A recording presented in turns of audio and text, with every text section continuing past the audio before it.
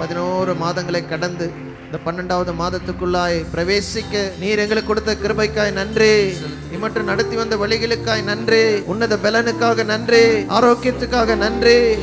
ஆசீர்வாதத்துக்காக நன்றி. இந்த வேளையில ஆண்டவரே உடைய கிருபை எங்கள் ஒவ்வொரு மேல ஊற்றட்டும். ஒருவேளை சோர்ந்து போய் இதை பார்த்து கொண்டிருப்பாங்க. ஆண்டவரே அந்தந்த இடங்கள்ல கர்த்தருடைய பலன் விளங்கட்டும். கர்த்தருக்கு காத்திருக்கிறவர்கள் புது பலன் அடைந்து கழுகுகளைப் போல செட்டைகளை அடித்து எழும்புவார்கள். ஓடினாலும் களைப்படையார்கள், நடந்தாலும் சோர்வடையாது. அந்த உன்னத பலத்தை தாருமப்பா, உன்னத கிருபை தாருமப்பா.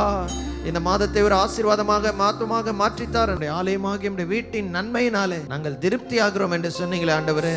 பரிபூர்ண ஆசீர்வாதங்களை வாக்கு பண்ணி இருக்கிறேன். எல்லா குறைவுகள் நிறைவாகட்டும் இயேசுவின் நாமத்திலே.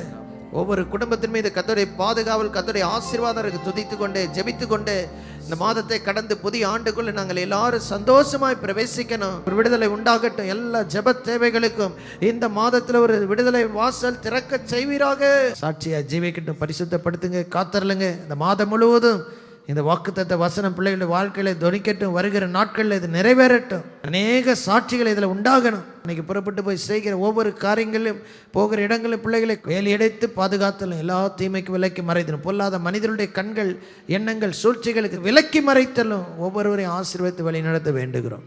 இயேசுவின் நாமத்தில் ஜெபிக்கிறோம் நல்ல பிதாவே, ஆமென்.